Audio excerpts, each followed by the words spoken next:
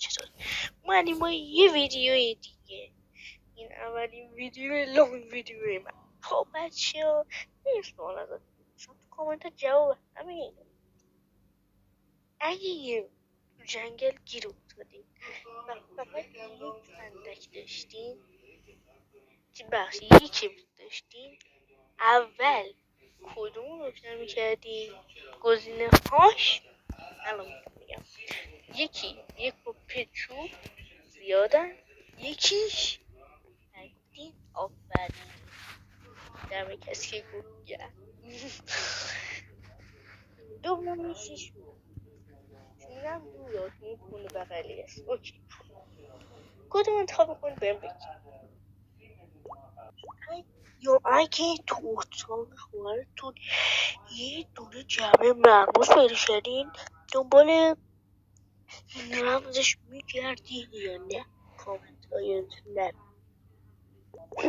یا همینطور آخری فرض کن که تو یکی از عضو شکارچیان کیپاپ هست، شکارچیان شرطی کیپاپ که تازه فیلمش اومده نیدی حتما برو ببین. خواهش میکنم خیلی فیلم خفنیه. اگه اینجا بودیم به جز فیلم اصلیش کدوم فیلمشون کدوم بخش بشه کدوم آهنگشون میکنن به جز آهنگی تو این موقعیت میخونن کدوم آهنگشون میتونین همه آهنگشون میتونه باشه میتونه مال ساجا بویز باشه. انتخاب کن تو کامنت.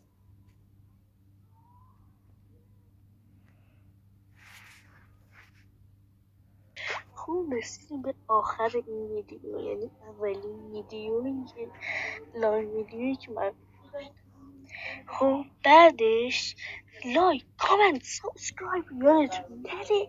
نظر دارید در مورد ویدیو بعدی و دوست دارید که من ویدیو بعدی رو بسازم که شورت ویدیو باشه لانگ ویدیو باشه در مورد چی باشه شما کامنت بگید نظر بگید تا ویدیو بعدی لایک کامنت سابسکرایب نره.